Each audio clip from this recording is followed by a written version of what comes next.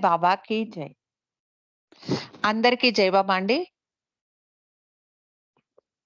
మనం 2 రోజులుగా 'మెహరా మెహర్' అన్న పుస్తకాన్ని చదువుకోవడానికి ప్రయత్నం చేస్తూ ఉన్నాం. నిన్నటి రోజున దౌలత్‌మాయి తన ఇద్దరు కూతుళ్ళను తీసుకొని తన భర్త చనిపోవడంతో పూణేలోని తన పుట్టింటికి చేరడం, అక్కడ మెహరా జీవితం ఎలా సాగింది, రాయల్ హోటల్‌లో అన్న విషయాలన్నీ చదువుకుంటూ ఉన్నాం. రాయల్ హోటల్‌లో మెహరా జీవితం చాలా సాఫీగా సాగిపోతోంది.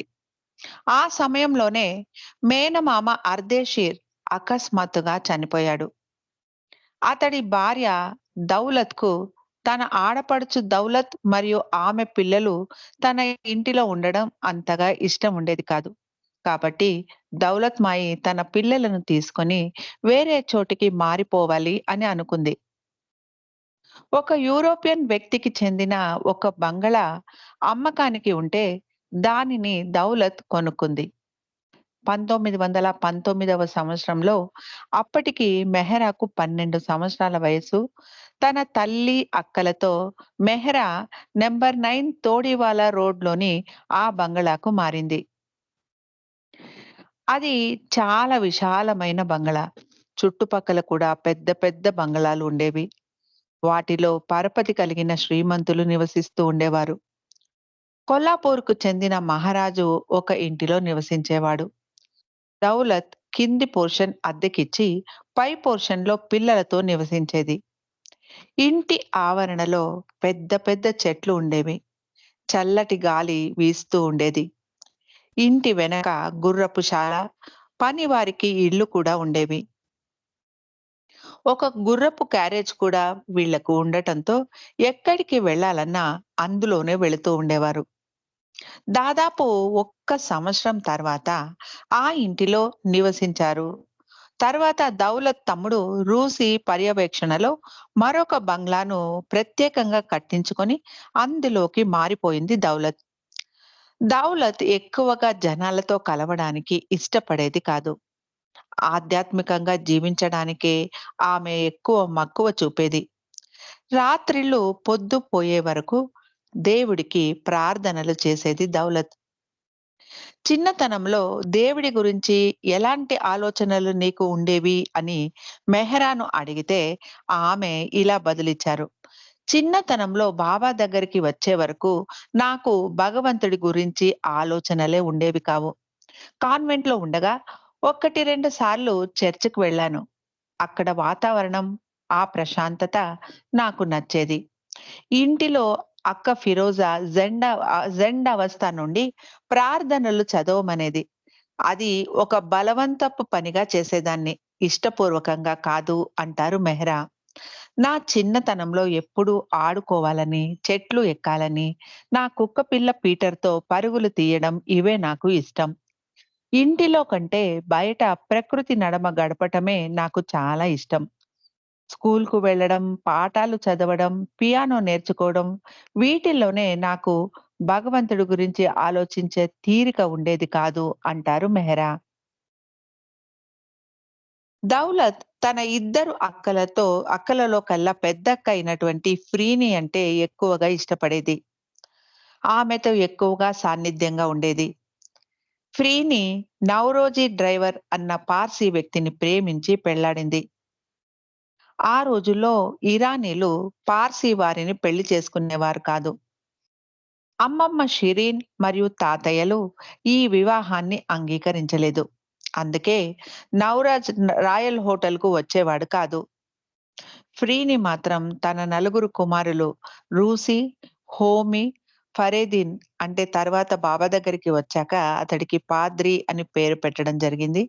మరియు కేకీలతో అప్పుడప్పుడు పుట్టింటికి వచ్చేది. దౌలత్ తోడివాలా రోడ్ బంగళాకు మారిన తర్వాత ఫరేదీన్ అంటే పాద్రి అప్పుడప్పుడు చిన్న తల్లి ఇంటికి వచ్చేవాడు. వారికి ఏవైనా అవసరమైనవి పని ఉంటే చేసి పెట్టేవాడు. చెల్లెళ్ళను బయటికి తీసుకొని వెళ్ళేవాడు. ఒక్కొక్కసారి తల్లి ఫ్రీని, తమ్ముడు కేకిలతో పాటు కొన్ని రోజులు వీరి ఇంటిలోనే ఉండేవారు. ఫ్రీని ఆర్థిక పరిస్థితి అంత బాగా ఉండేది కాదు. వారు చాలా చిన్న ఇంటిలో ఉండేవారు. మెహ్రా ఇంటి సమీపంలోనే ఒక బ్రిటిష్ ఆఫీసర్ తన కుటుంబంతో నివసించేవాడు. వారి కూతురు మోనికా స్టీవెన్స్ మెహ్రా వయసే. ఇద్దరికీ స్నేహం కుదిరింది. మోనికా మెహ్రాకు సైకిల్ తొక్కడం నేర్పింది. ఇద్దరు సినిమాలు చూడడానికి కూడా వెళ్ళేవారు. అప్పుడు పూణేలో ఎక్కువగా అమెరికన్ సినిమాలే ప్రదర్శించేవారు. ఎక్కువగా మధ్యాహ్నం నడిచే మ్యాట్నీ షోకే వెళ్ళేవారు. ఎప్పుడైనా బొంబాయి వెళ్ళినప్పుడు సినిమాకి వెళ్ళేవారు. పూణేలో అంతగా మాకు సమయం దొరికేది కాదు అంటారు మెహ్రా. మెహ్రా తన స్నేహితురాలు మోనికాతో బండ్ గార్డెన్‌కు వాకింగ్ వెళ్ళేది. ఆదివారాలలో అక్కడ మంచి మంచి పూల చెట్టులతో ఆ ప్రదేశం చాలా అందంగా ఉండేది. మెహ్రా తన అక్క ఫిరోజాతో కుక్కపిల్ల పీటర్‌ను కూడా తీసుకొని ఇంటి వెనుక ఉన్న నదీ తీరానికి ఆడుకోవడానికి వెళ్ళేవారు. మెహ్రాకు తన కుక్కపిల్లతో పరిగెత్తి ఆడుకోవడం చాలా ఇష్టం. ఆ కుక్కకు ఒక యు ఒక యూరోపియన్ క్రిస్టియన్ దగ్గర నుండి తీసుకొచ్చారు. మెహ్రాకు ఆ కుక్క పిల్లలంటే చాలా ఇష్టం. తన మంచం మీద కూడా దాన్ని ఎక్కనిచ్చేది. దానికి మెహ్రాయే స్వయంగా తిండి కూడా తినిపించేది. చదువులో ఫిరోజా చాలా తెలివైన అమ్మాయి. మెహ్రా కన్నా కూడా చాలా బాగా చదివేది. London metric Cambridge exam pass అయిన తర్వాత ఫిరోజాకు కాలేజీకి వెళ్లి చదివి ఒక మంచి డాక్టర్ కానీ, టీచర్ కానీ కావాలని ఇష్టం ఉండేది. కాలేజ్ చాలా దూరం అవడంతో దౌలత్ మాయి పంపించడానికి ఒప్పుకోలేదు. దాంతో ఫిరోజా ఇంట్లోనే కుట్లు, అల్లికలు నేర్చుకోసాగింది. మంచి మంచి దుస్తులు తన కోసం, మెహ్రా కోసం కూడా కుట్టేది ఫిరోజా. మెహ్రాకు ఈ కుట్టు పని నేర్చుకోవడం ఇష్టముండేది కాదు. అది ఎంతో శ్రమతో కూడిన పని. అది నాకు అస్సలు ఆసక్తి ఉండేది కాదు అంటారు మెహ్రా. ఫిరోజా చదువు అయిపోయిన తర్వాత అంత దూరం స్కూలుకు మెహ్రాను ఒంటరిగా పంపించడం ఇష్టం లేని దౌలత్ మెహ్రాను కూడా ఇంటికి దగ్గరగానే ఉన్నటువంటి సెయింట్ హెలెనాస్ అన్న స్కూలుకు మార్పించింది. అప్పుడు మెహ్రాకు 14 సంవత్సరాల వయస్సు. 5వ తరగతి చదివేది మెహ్రా. ఆ కొత్త స్కూల్లో మెహ్రాను మేరీకి బదులుగా తన నామధేయమే అయినటువంటి మెహ్రా అన్న పేరుతోనే పిలిచేవారు. ఈ కొత్త స్కూల్లో అన్ని మతాలకు సంబంధించిన పిల్లలు ఉండేవారు. అక్కడ టీచర్లు కూడా పిల్లల్ని చాలా ప్రేమగా చూసేవారు. ఎన్నో కొత్త కొత్త పాఠాలు నేర్పేవారు. మెహ్రాకు ఆ పాఠాలన్నీ ఆ పాటలన్నీ బాబా దగ్గర పాడి వినిపించడానికి బాగా ఉపయోగపడ్డాయి. స్కూల్ వార్షికోత్సవంలో మెహ్రా తోటి పిల్లలతో కలిసి డాన్స్ చేసింది. ఆ నృత్య ప్రదర్శనలో చాలా స్కూల్స్ భాగం వహించాయి. మెహ్రా వాళ్ళ స్కూలుకు ఫస్ట్ ప్రైజ్ వచ్చింది. ఆ డాన్స్ షోకు టికెట్స్ పెట్టి ఆ వచ్చిన సొమ్మును మొదటి ప్రపంచ యుద్ధంలో శరణార్థులకు విరాళంగా ఇచ్చారు. స్కూల్లో మెహ్రా గర్ల్స్ గైడ్ గ్రూప్‌లో చేరింది. దాని లీడర్ ఒక పార్సీ అమ్మాయి తరచూ మీటింగులకు రాకుండా ఏదో ఒక వంక చెప్పేది. తర్వాత ప్రిన్సిపల్ సూజీ మెహ్రాను లీడర్‌గా ప్రకటిస్తూ ఆ గ్రూప్‌కు సంబంధించిన జెండాను మెహ్రాకు ఇచ్చింది. అనుకోని ఈ పరిణామానికి మెహ్రా చాలా ఆశ్చర్యపోయింది. మెహ్రాకు గర్ల్ గైడ్ లీడర్ అవడానికి ఎంత మాత్రమూ ఆసక్తి లేదు. కానీ వద్దు అని చెప్పే అవకాశం కూడా టీచర్ ఇవ్వలేదు. అయిష్టంగానే మెహ్రా ఈ బాధ్యతను అంగీకరించింది. ఆ గర్ల్ గైడ్ గ్రూప్‌కి 12 రూల్స్ ఉండేవి. వాటిని తాను నేర్చుకొని మిగిలిన వారికి కూడా కంఠస్థం చేయించేది మెహ్రా. ఈ సిద్ధాంతం యొక్క ప్రధాన సూత్రం ఏమిటంటే, ఒక గైడ్ నమ్మకమైన, విశ్వాసమైన, నిజాయితీ అయినటువంటి సహాయం, దయ, పవిత్రతను కలిగి ఉండాలి అని. ఈ కార్యకలాపాలు చాలా రోజులు జరగలేదు. ఎందుకంటే, సరిగ్గా ఒక్క సంవత్సరం తరువాత మెహ్రా అన్నిటిని వదిలిపెట్టేసి మెహర్ బాబా దగ్గరికి శాశ్వతంగా వచ్చేసింది. బాబాతో ఆశ్రమంలో జీవించినప్పుడు ఈ గుణాలన్నీ మెహ్రాకు బాగా ఉపకరించాయి. తాను అడబడుచుకున్న నాయకత్వపు శిక్షణ కూడా తనకు బాగా సహాయపడింది. ఒకరోజు మెహరా తన తెల్ల గుర్రం బాబ్స్‌ను స్వారీ చేయడానికి దాని మీద కూర్చొని అలా కొంత దూరం వెళ్ళింది. మెయిన్ రోడ్ రాగానే ఆ గుర్రం తన నియంత్రణను కోల్పోయి ముందుకు వెళ్లకుండా మొరాయించింది. మెహ్రాకు ఆ గుర్రానికి ఏమైందో అర్థం కాలేదు. వెంటనే కిందికి దూకి గుర్రాన్ని పరిశీలించాలి అనుకుంటూ ఉన్నంతలో దాని జీను కిందికి పడిపోయింది. అది పాతదైపోయి వదులవడంతో కింద పడిపోయింది. ఆ గుర్రం ముందుకు వెళ్లకుండా మొరాయించడం మంచిదే అయింది. లేకుంటే మెహ్రా వేగంగా వెళ్లే గుర్రం మీద నుండి కింద పడి ఉంటే చాలా పెద్ద దెబ్బలే తగిలేవి తలకు. చుట్టుపక్కల ఉన్న వారి సహాయంతో ఎలాగో మెహ్రా సురక్షితంగా ఇంటికి చేరింది. మళ్ళీ ఆ గుర్రాన్ని మెహ్రా స్వారీ చేయలేదు. మెహ్రాకు 14 సంవత్సరాల వయసు ఉన్నప్పుడు పూణేలోని జొరాస్టర్ పరివారంలో ఒక పెళ్లి వేడుక చాలా ఘనంగా జరిగింది. అది మెహర్ దస్తూర్ అన్న శ్రీమంతుడి కూతురు దీనా యొక్క వివాహం. దౌలత్ తన భర్త చనిపోయిన తర్వాత ఇలాంటి వేడుకలకు దూరంగా ఉండేది. అయితే ఈ పెళ్లికి వచ్చి తీరాలి అని దస్తూర్ కుటుంబం వారు ప్రత్యేకంగా దౌలత్‌ను ఆహ్వానిస్తూ చాలా ఒత్తిడి చేశారు. ఆఖరికి కనీసం తన కూతుళ్ళనైనా పంపించమని అడగడంతో దౌలత్ ఒప్పుకుంది. మెహ్రాకు, ఫిరోజాకు చాలా ఉత్సాహంగా ఉంది పెళ్ళికి వెళ్ళడానికి. నా స్నేహితులు కూడా వస్తారు కాబట్టి మంచి బట్టలు, నగలు వేసుకొని బాగా అలంకరించుకొని వెళ్ళాలి పెళ్ళికి అనుకుంది మెహ్రా. దౌలత్ ఫిరోజా కొరకు ఒక బంగారు రంగు చీరను సెలెక్ట్ చేసి ఇచ్చింది. ఫిరోజా నవజోత్‌కు జహంగీర్ ప్రత్యేకంగా జరీ ఎంబ్రాయిడరీ చేయించి దౌలత్‌కు కొనిచ్చిన చీరను కట్టుకొని వెళ్ళాలని మెహ్రా పేచీ పెట్టింది. అది చాలా బరువైన చీర మరియు ఆ సందర్భానికి అది నప్పదు అని దౌలత్ ఎంత చెప్పినా మెహ్రా వినలేదు. వెళ్తే ఆ చీర కట్టుకొనే వెళతాను. లేకుంటే అస్సలు పెళ్ళికే వెళ్ళను అని చాలా గొడవ చేసింది మెహ్రా. దౌలత్ కూడా తగ్గలేదు. ఇష్టం ఉంటే వెళ్ళు లేకపోతే మానేయ్. ఆ చీరను మాత్రం ఇవ్వను అంది దౌలత్. మెహ్రా పెళ్ళికి వెళ్ళనేలేదు. ఆ చీర కోసం పేచీ పెట్టి ఇంటిలోనే ఉండిపోయింది.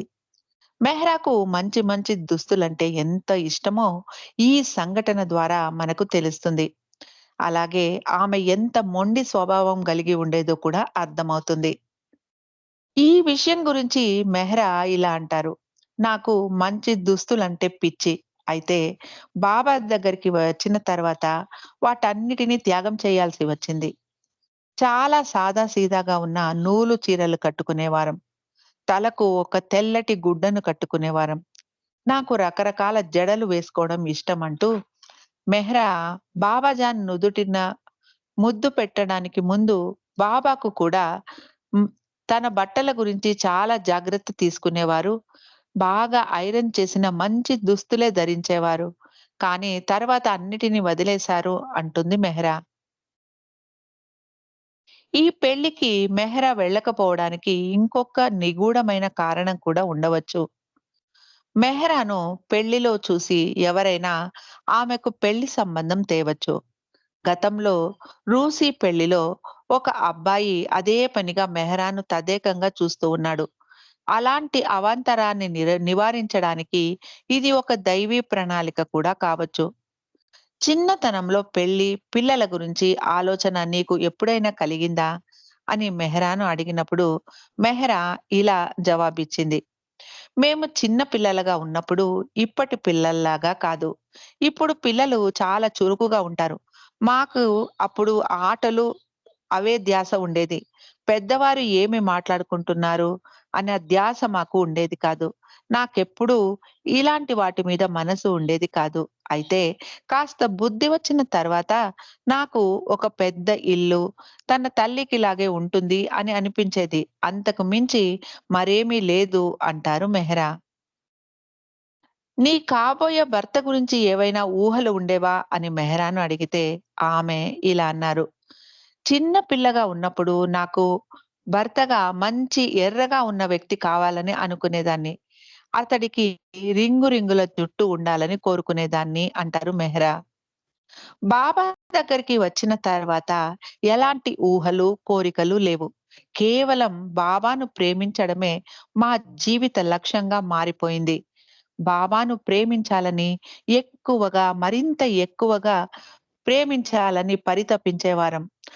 మేము ప్రేమిస్తున్నాము అనుకుని ప్రేమించిన ఆ ప్రేమ కూడా మాకు ఆయన ఇచ్చినదే. ఆ ప్రేమ కూడా సరిపోయేది కాదు.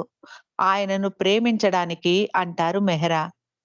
అలా ఎక్కడో సుక్కూర్‌లో పుట్టి, భారతదేశం నలుమూలలా తిరిగి, క్రిస్టియన్ కాన్వెంట్‌లో చదివి, వివిధ సాంప్రదాయాలు, మతాలు గల ఎందరినో దగ్గరగా చూసి, వారితో మసిలిన తరువాత మెహరాను తన తల్లి చిన్న వయస్సులోనే భర్తను పోగొట్టుకొని, మనశ్శాంతి కోసం తపిస్తూ, ఎందరో గురువులను సంప్రదిస్తూ, మెహరాను దైవీ ప్రణాళికలో తన భాగంగా తనకు, ఆమెకు నిర్దేశించిన పాత్రను పోషించడానికి ప్రియతముడైన అవతార పురుషుడు మెహర్ బాబా దగ్గరికి తీసుకొచ్చింది తల్లి దౌలత్.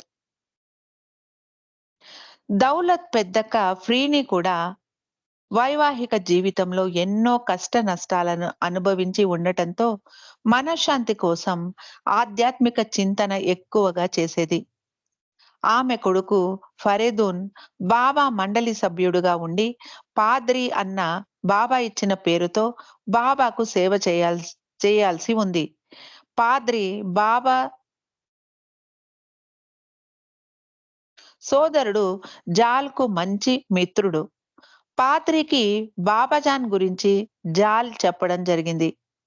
ఆమె సాదాసీదా స్త్రీ కాదు. ఆమె ఒక సంత్ అని జాల్ పాద్రికి బాబాజాన్ గురించి చెప్పాడు. ఆ విషయం పాద్రి తన తల్లికి చెప్పడంతో ఆమె తరచూ బాబాజాన్ దర్శనానికి వెళుతూ ఉండేది. గంటలు గంటలు బాబాజాన్ సమక్షంలో గడిపేది ఫ్రీని. ఫ్రీని భర్త నౌరాజ్ ట్రైన్ డ్రైవర్‌గా పనిచేసేవాడు.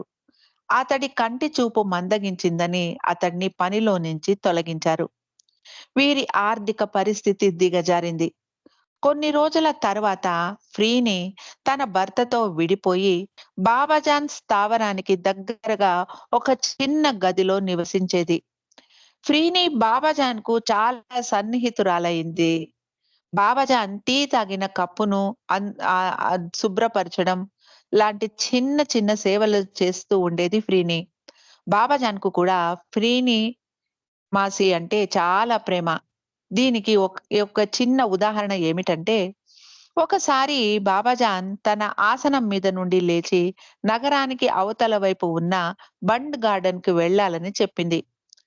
అది చాలా దూరం, కానీ ఆమె టాంగా తీసుకోకుండా కాలినడకన ప్రయాణమైంది.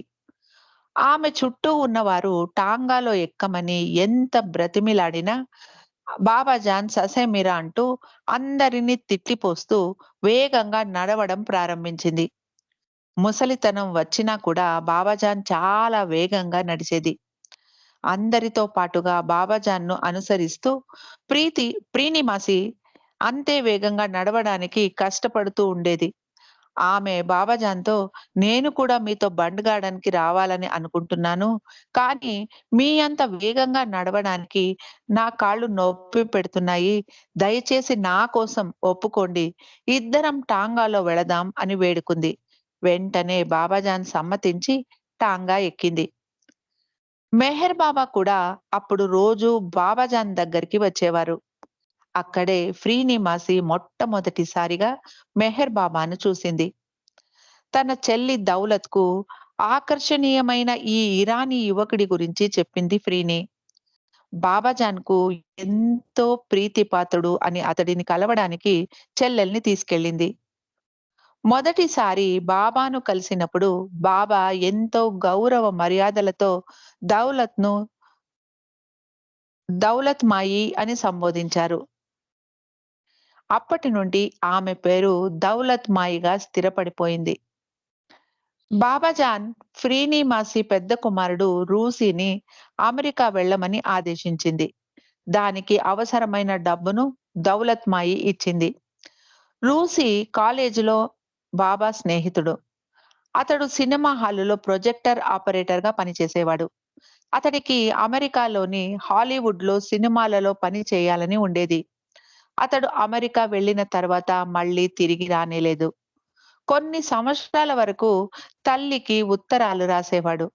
ఆమె బాబాకు వాటి సారాంశాన్ని వివరించేది. బాబా బ్యాడ్జ్‌లు కూడా అతడికి పంపించేది. బాబా బ్యాడ్జ్‌లు కూడా అతడికి పంపించేవారు. కొన్ని సంవత్సరాల తరువాత ఉత్తరాలు ఆగిపోయాయి. అతడి జాడ కూడా తెలియలేదు. ఒకసారి ఫ్రీని మాసి తన చెల్లెలు దౌలత్ మాయిని బాబా దర్శనానికి సదాశివ్ పాటిల్ ఇంటికి తీసుకెళ్ళింది. 35-40 మంది మొదటి అంతస్తులోని హాల్లో సమావేశమై ఉన్నారు. కొద్ది మంది మాత్రమే స్త్రీలు ఉన్నారు. భజన, సంకీర్తన జరుగుతోంది. అక్క చెల్లెళ్ళిద్దరూ వెళ్ళేసరికి బాబా తన అనుచరులతో మాట్లాడుతూ కనిపించారు. కార్యక్రమం సమాప్తమైన తరువాత అందరూ కిందికి వెళ్ళిపోయారు. మండలి వారు మాత్రం పరిసరాలను శుభ్రం చేయసాగారు.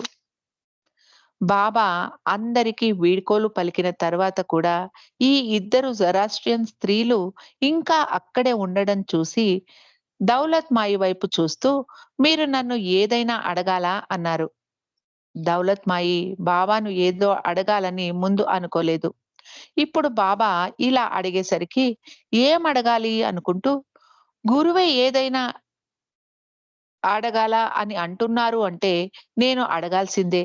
ఏదో ఉంటుంది అనుకుంటూ, తన కుమార్తె ఫిరోజా అస్వస్థతగా ఉండడం గుర్తుకు వచ్చింది. వెంటనే ఫిరోజా పరిస్థితి వివరిస్తూ, ఆమెకు ఎలాంటి చికిత్స అందించాలి, ఆహారం ఏమి పెట్టాలి, ఏ డాక్టర్‌ను సంప్రదించాలి, వీటి గురించి బాబా సలహాను కోరింది దౌలత్. బాబా దౌలత్ మాయి వంక ఒక్క క్షణం చూసి, ఆమెను ఉడ్వాడ తీసుకువెళ్ళు అన్నారు. ఉద్వాడ జొరాస్ట్రియన్లకు చాలా పవిత్ర యాత్రా స్థలం.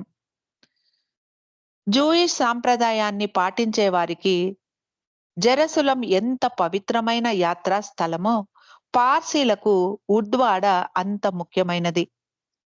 హిందువులకు కాశీలాగా. అక్కడ ఉన్న అగ్ని దేవాలయంలో వెలిగే అగ్నికి ఒక చందనపు ముక్కను అర్పించి వేడుకోవడం అక్కడ ఆచారం. బాబాజాన్ ముద్దు పెట్టిన తర్వాత మెహర్ బాబా కూడా తన 5గురు మిత్రులతో కలిసి ఉద్వాడ వెళ్లి వచ్చారు. అలా పుణ్యక్షేత్రాలకు వెళ్లి వచ్చినంత మాత్రాన తన కూతురి కడుపు నొప్పి ఎలా తగ్గుతుంది అని దౌలత్ మాయి ఆశ్చర్యపోయింది. తన అనుమానాన్ని బాబాకు చెప్పకుండా, అలాగే బాబా, తీసుకెళతాను అంది. దౌలత్ మాయికి బాబా మీద అప్పటికే మంచి గౌరవం ఉండేది. తన అక్క ఫ్రీనిమాసి ఆధ్యాత్మిక గురువుకు ఎలా విధేయత చూపాలో, దాని ఫలితం ఎలా ఉంటుందో అప్పటికే వివరించి ఉంది దౌలత్‌కు. బాబా ఆ గదిలో ఉన్న మిగిలిన వారికేసి చూస్తూ, "నీవు ఇంకా అడగాల్సిందేమైనా ఉందా?" అన్నారు. దౌలత్ మాయికి ఏం చెప్పాలో తోచలేదు. బాబా మళ్ళీ అడుగుతున్నారు అంటే, ఇంకా ఏదో ఉండి తీరాలి అనుకుంది. ఆమెకు తమ ఇంటి సమీపంలో నివసించే ఒక పార్సీ వనిత మిస్ టోడీవాలా గుర్తుకొచ్చింది. ఆమె వయసు 40 సంవత్సరాలు. ఇంకా వివాహం కాలేదు. ఆమె ఆమె కన్నా చిన్నవారైన చెల్లెళ్లకు, తమ్ముళ్లకు వివాహం జరిగిపోయాయి. ఆమెకు సంబంధాలు రావడం లేదు. తల్లిదండ్రులు మరణిస్తే తనకు ఆసరా ఎవరు? తాను ఒంటరిదానిని అయిపోతాను అని ఆమె తరచూ దౌలత్‌కి చెప్పి బాధపడేది. ఆ విషయం గుర్తుకు వచ్చి దౌలత్ బాబాకు చెప్పింది. బాబా ఆమెను కూడా ఉద్వాడ తీసుకెళ్ళమన్నారు. మళ్ళీ దౌలత్‌కు అదే సంశయం కలిగింది. పెళ్లి కావాల్సిన అమ్మాయిని పుణ్యక్షేత్రానికి తీసుకెళితే ఆమెకు ఎలా మేలు కలుగుతుంది అనుకుంది. అయితే ఆమెకు బాబా మీద ఉన్న అపారమైన భక్తి, గౌరవం మూలాన బాబా మాటలకు విలువనిస్తూ అలాగే వెళతాం బాబా అంది. ఇంటికి వచ్చిన తర్వాత అందరూ ట్రైన్‌లో ఉద్వాడ వెళ్లారు. దౌలత్, ఫిరోజా, మెహ్రా తర్వాత మిస్ టోడీవాలా అగ్ని దేవాలయానికి వెళ్లి నమస్కరించిన తర్వాత చుట్టుపక్కల ప్రదేశాలు, సముద్ర తీరం అన్నీ తిరిగారు. 4 రోజులు అక్కడే ఉన్నారు. ఫిరోజాకు ఆరోగ్యం కుదుట పడింది. ఆమె మునుపటిలాగా కోలుకుంది. అప్పుడు అందరూ తిరిగి పూణే వచ్చేశారు. దౌలత్‌కు అర్థమైంది ఏంటంటే, ఉద్వాడ వెళ్ళడం వలన కాదు, బాబా ఆజ్ఞను పాటించడం వల్ల ఫిరోజా కోలుకుంది అని. అలాగే ఒక 2 నెలల తర్వాత మిస్ టోడీవాలా కూడా తనకు పెళ్లి కుదిరింది అని చెప్పింది. అప్పటి నుండి దౌలత్ మాయకి బాబా మాటల మీద మరింత గురి కుదిరింది. బాబా మీద ప్రేమ, విధేయత మరింత అధికమయ్యాయి. జనవరి 1922వ సంవత్సరంలో ఉపాసని మహారాజ్ తన ఆశ్రమంలో 6 నెలలుగా ఉన్న మెహర్ బాబాను నీవే ఆదిశక్తివి అని, నీవే అవతారుడివి అని ఘోషించడం జరిగింది.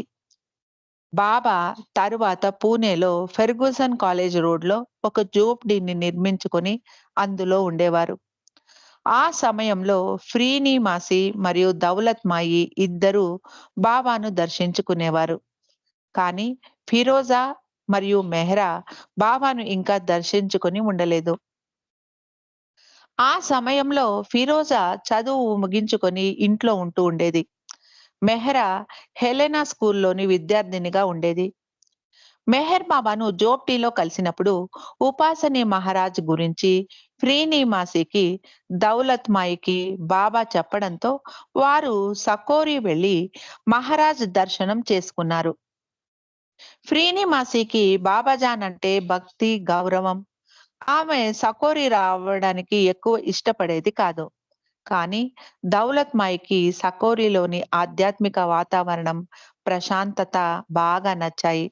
తన ఇద్దరు కూతుళ్లను కూడా అక్కడికి తీసుకెళ్లి వారికి ఆశ్రమ వాతావరణాన్ని పరిచయం చేయాలని అనుకుంది దౌలత్ మాయి. తన కూతుళ్లకు ఉపాసని మహారాజ్ గురించి ఏమీ చెప్పకుండా దౌలత్ వారికి ఆశ్రమ జీవితం గురించి అవగాహన కల్పించడానికి వారంతట వారే అక్కడ వాతావరణంలోని ఆధ్యాత్మికతను తెలుసుకుంటారు అని అనుకుంది. దీపావళి సెలవులు రావడంతో ట్రైన్‌లో ప్రయాణం అనగానే చాలా ఉత్సాహంగా దౌలత్ మాయ్‌తో పాటు మెహ్రా మరియు ఫిరోజా సకోరి బయలుదేరారు. ఆశ్రమంలో నివసిస్తూ ఉన్న కన్యలు చీరలు కట్టుకునేవారు. దౌలత్ మాయి కూడా తన పిల్లలిద్దరినీ అక్కడ ఉన్నన్ని రోజులు చీరలే కట్టుకోమని చెప్పింది. 1922 అక్టోబర్ 15వ తారీఖున ఆదివారం నాడు వీరు సకోరి ఆశ్రమానికి చేరుకున్నారు. అప్పటికే అక్కడ ఉన్న ఫ్రీనీమాసి వీరి కోసం అన్ని అరేంజ్‌మెంట్స్ చేసి నిరీక్షిస్తోంది. అదే రోజు మెహర్ బాబా కూడా సదాశివ్ పాటిల్‌తో బాటుగా సకోరి వచ్చారు. బాబాను ఉపాసని మహారాజ్ అవతారుడిగా ప్రకటించి పంపించిన తర్వాత ఇప్పుడు మూడవసారి మెహర్ బాబా మళ్ళీ సకోరి రావడం. ఇదే ఆఖరిసారి కూడా. అప్పుడు మెహర్ బాబా తన మొదటి శిష్యులకు శిక్షణ నిమిత్తం బొంబాయిలోని మంజిలీ మీమ్‌లో ఉంటూ ఉన్నారు. బాబా మంజిల్‌లో మహారాజ్ జీవిత చరిత్రను తన శిష్యుల ద్వారా వ్రాయిస్తూ ఉన్నారు. దానికి అవసరమైన విషయాలను సేకరించడానికి 4 రోజుల పాటు సకోరిలో ఉన్నారు బాబా. అయితే బాబా రాకకు మరొక ఉద్దేశం కూడా ఉంది. అది బాబా మెహ్రాను కలవడం, అలాగే మెహ్రాకు బాబా యొక్క తొలిసారి దర్శనాన్ని ప్రసాదించడం. దౌలత్ మాయి ఫిరోజా మరియు మెహ్రాలను ఆశ్రమమంతా తిరిగి దేవాలయం దేవాలయాన్ని దర్శించుకొని రమ్మని పంపించింది. వీరు గది నుండి బయటికి రాగానే ఉపాసని మహారాజ్ మేనకోడలు గంగు అన్న అమ్మాయి వీరికి ఎదురుపడింది. ఆ అమ్మాయితో మేము మందిరానికి వెళ్ళాలి అని అడిగారు. దానికేం భాగ్యం, నేను తీసుకెళతాను అంటూ గంగు వాళ్ళను మందిరం వైపు తీసుకెళ్ళసాగింది. అంతలో పక్కనే ఉన్న చెక్క మెట్ల మీద నుండి ఎవరో దిగి వస్తున్న చప్పుడు వినిపించడంతో వీరు ఆగారు. వెంటనే గంగు ఆగండి ఆగండి, మెహ్రా మహారాజ్ గారి ముఖ్య శిష్యుడు మేర్వాన్జీ వస్తున్నారు. ఒక్కసారి ఆయన్ను చూద్దురు గాని అంది. అంతకు ముందు ఆ పేరును మెహ్రా ఎక్కడా విని ఎరుగదు. తన తల్లి దౌలత్మయి కూడా ఎన్నడూ మెహర్వాన్జీ అన్న పేరును ప్రస్తావించి ఉండలేదు. మేర్వాన్జీ అంటే ఆ పేరును బట్టి ఎవరో బాగా వయస్సు మళ్ళిన వ్యక్తి అయి ఉండవచ్చు అనుకుంది మెహ్రా. అప్పుడు బాబా వయసు 28 సంవత్సరాలు. మెహ్రాకు 15 ఏళ్లు. మెహ్రా, ఫిరోజా మరియు గంగు ఆ శబ్దం వినపడ్డ ద్వారం దగ్గర నిలుచుకొని వేచి ఉన్నారు. గంగు మళ్ళీ ఇలా అంది. మేర్వాన్జీ మహారాజ్ యొక్క ముఖ్య శిష్యుడు. మహారాజ్ అతడికి భగవత్ సాక్షాత్కారాన్ని ప్రసాదించారు అంది. అయితే మెహ్రాకు ఒక ముక్క కూడా అర్థం కాలేదు. భగవత్ సాక్షాత్కారం అంటే ఏమిటో మెహ్రాకు అప్పుడు తెలియదు. బాబా చాలా వేగంగా మెట్లు దిగి వీరి ముందు నుండి కదిలి వెళ్ళిపోయారు. తలకు ఒక స్కార్ఫ్ కట్టుకొని ఉన్నారు. ఆయన కురులు కురుచగానే ఉన్నాయి. తెల్లటి కుర్తా పైజమా వేసుకొని ఉన్నారు బాబా. మొట్టమొదటిసారిగా మెహ్రా బాబాను చూడడం జరిగింది. బాబా శరీర ఛాయ ఎర్రగా ఆకర్షణీయంగా ఉంది. శరీరం చాలా పీలగా, సన్నగా ఉంది. ఎందుకంటే అప్పుడు బాబా ఉపవాసాలు చేస్తూ ఉన్నారు. మెహ్రాకు చాలా సంతోషకరమైన సంగతేంటంటే, వారు ఉపాసనీ మహారాజ్ దర్శనం కోసం సకోరి వెళ్ళినప్పటికీ, వారికి మహారాజు కన్నా ముందుగా మెహర్ బాబా భౌతిక శరీర దర్శనం దొరికింది. మందిరంలో ఉపాసనీ మహారాజ్ మరియు షిరిడి సాయిబాబాకు చెందిన పెద్ద ఫోటోలు ఉన్నాయి. మధ్యాహ్నం 12 గంటలకు హారతి జరిగింది. అందరికీ ప్రసాదం పంచిపెట్టారు. తర్వాత దౌలత్ మాయి, మనం ఇప్పుడు మహారాజు నివసించే గుడిసె దగ్గరికి వెళ్ళాలి అంది. మహారాజ్ గుడిసె మట్టితో నిర్మించి తాటాకులతో కప్పబడి ఎంతో సరళంగా, చాలా సాదాసీదాగా ఉంది. లోపల మహారాజ్ కూర్చొని ఉన్నారు. చెరొక వైపు స్త్రీలు, పురుషులు వేరు వేరుగా కూర్చొని ఉన్నారు. మహారాజ్ ఆసనం ముందు గోడకు ఒక కిటికీ ఉంది. ఎవరు గేటు లోపలికి వచ్చినా మహారాజుకు కనిపిస్తుంది. మహారాజుకు దౌలత్ మాయి ముందే తెలుసు కాబట్టి ఆమెను చూసిన వెంటనే వారి యోగక్షేమాలు విచారించి ప్రయాణం ఎలా జరిగింది అని అడిగారు మహారాజ్. మెహ్రా అక్క వైపు చూస్తూ నీ పేరేంటి అని అడిగారు. ఆమె జవాబు చెప్పిన తర్వాత మెహ్రా వైపు తిరిగి నీ పేరేమిటి అని అడిగారు. మెహ్రా తన పేరును చెప్పింది. అప్పుడు మహారాజ్ ఇక్కడుండేటటువంటి బ్రాహ్మణ కన్యలకు నీ పేరును పలకడం కష్టం కావచ్చు. కాబట్టి ఈ రోజు నుండి నీ పేరు మీరా అన్నారు. అంతకు ముందు కృష్ణుడిని అమితంగా ప్రేమించిన మీరాబాయి గురించి మెహ్రాకు తెలియదు. తరువాత మీరాబాయి గురించిన కథలు వినడం జరిగింది. మీరా 16వ శతాబ్దానికి చెందిన హిందూ రాజకుమారి. తన చుట్టూ ఉన్నటువంటి ఆ అస్థిమితం, కల్లోలం కలిగించే పరిస్థితులకు తల్లడిల్లిపోయేది మీరా.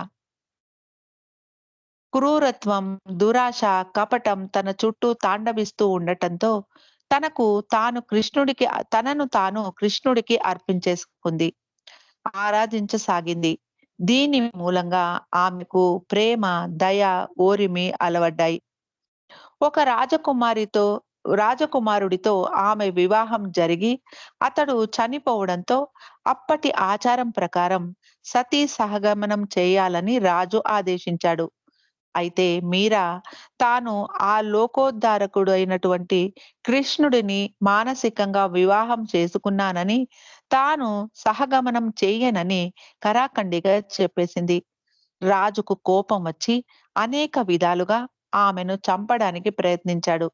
అయితే కృష్ణుడి కృప వల్ల మీరాకు ఎలాంటి హాని కలగలేదు. తన ప్రియతముడైన కృష్ణుడి స్మరణలో మీరాబాయి తన జీవితమంతా గడిపింది. తన శరీరం, మనస్సు, ఆత్మ అన్నీ ఆ కృష్ణుడికే అంకితమిచ్చింది. తన ప్రియతముడిలో ఏకమై చివరకు బ్రహ్మానుభవాన్ని పొందింది. ఇంతటి ఘన చరిత్ర గల మీరా పేరును మహారాజ్ మెహ్రాకు పెట్టడం యాదృచ్ఛికం కాదు. అందులో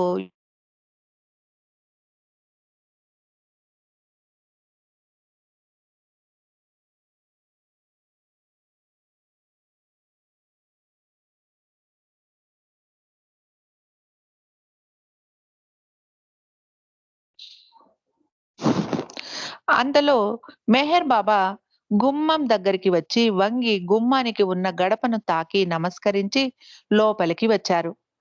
వంగి మహారాజ్‌కు ప్రణమిల్లారు. మహారాజ్ మేర్వాన్‌తో, "మేర్వాన్, నువ్వు బయట మామిడి చెట్టు కింద వేచి ఉండు. వీళ్ళందరినీ పంపించి నేను వచ్చి నిన్ను కలుస్తాను" అన్నారు.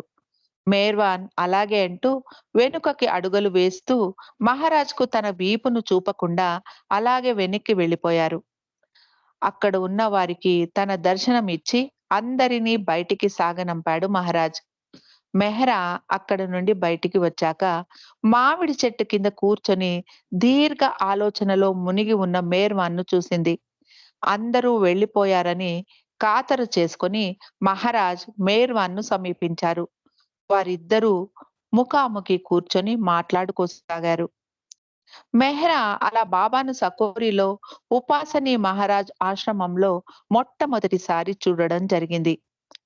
మొదటిసారిగా మెట్లు దిగి వచ్చినప్పుడు, రెండవసారి మెహరా మహారాజ్ గుడిసెలో, మూడవసారి మామిడి చెట్టు కింద అరుగు మీద కూర్చొని ఉన్నప్పుడు. తర్వాత మెహ్రా, ఫిరోజా ఇద్దరూ ఆ రోజు తాము ఆశ్రమంలో చూసిన విషయాల గురించి తమ రూమ్‌లో కూర్చొని మాట్లాడుకుంటూ ఉండగా, బయట పెద్ద కోలాహలం ఏదో జరుగుతున్నట్టు శబ్దం వినిపించింది. వీరు కిటికీ నుండి చూడగా బాబా బయలుదేరడానికి టాంగా ఎక్కుతూ ఉన్నారు. మహారాజ్ మరికొంతమంది ఆశ్రమంలోని స్త్రీ పురుషులు బాబాకు వీడ్కోలు పలుకుతూ ఉన్నారు. కొంతమంది స్త్రీలు బాబాకు నమస్కరించాలని బాబా పాదాల మీద వంగడానికి ప్రయత్నిస్తూ ఉంటే బాబా వారిని వద్దని వారిస్తున్నారు. అది తన గురువు యొక్క ఆశ్రమం కాబట్టి అక్కడ గురువుకే ఆద్యతనివ్వాలి. గౌరవం ఇవ్వాలి. తనకు కాదు అని బాబా ఉద్దేశం. కిటికీలో నుంచి చూస్తూ ఉన్న మెహ్రా అంతమంది బాబా దర్శనం చేసుకుంటూ ఉంటే మాకు మాత్రం బయటికి వెళ్ళాలన్న ఆలోచనే రాలేదు. బహుశా మేము బాబాను మెహ్రాబాదులోనే తొలిసారిగా దర్శించుకోవాలన్నది మా తలరాత కావచ్చు అంటారు మెహ్రా. మెహర్ బాబాకు సకోరిలో ఉపాసనీ మహారాజ్‌తో ఇదే ఆఖరి సమావేశం. తర్వాత మెహర్ బాబా మళ్ళీ సకోరి రాలేదు. 1941వ సంవత్సరంలో సరిగ్గా 19 సంవత్సరాల తరువాత దహీగాంలో వారిద్దరూ కలవడం జరిగింది. మొట్టమొదటిసారి బాబాను చూసినప్పుడు "నీకు ఎలా అనిపించింది?" అని మెహ్రాను అడగగా ఆమె ఇలా అంటారు. "నాకు చాలా బిడియం, సిగ్గు ఎక్కువ. నేను బాబా మొఖంలోకి మొఖం పెట్టి చూడలేదు. ఒక సద్గురువును ఎలా ప్రేమిస్తారో అలా నేను బాబాను ప్రేమించాను. తరువాత బాబాను చూసినప్పుడు బాబా చేతులు ఎంతో అందంగా ఉన్నాయి అనిపించింది. బాబా కళ్ళు కూడా చాలా అందంగా ఉంటాయి" అంటారు మెహ్రా.